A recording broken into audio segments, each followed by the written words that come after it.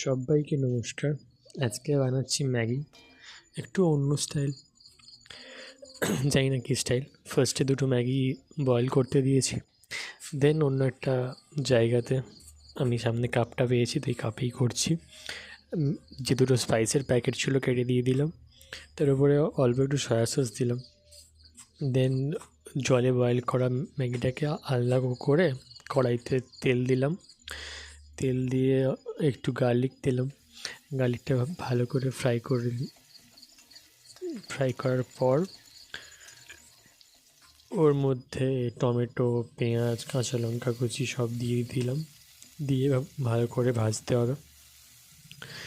ভাজা হয়ে গেলে দেন ওই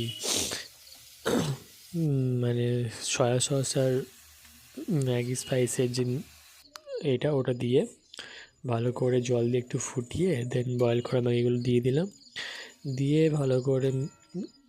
ভালো করে মিক্সড করতে হবে। মিক্সড করার পর উপর থেকে একটু পাতিলেবু ছড়িয়ে দিয়েছিলাম।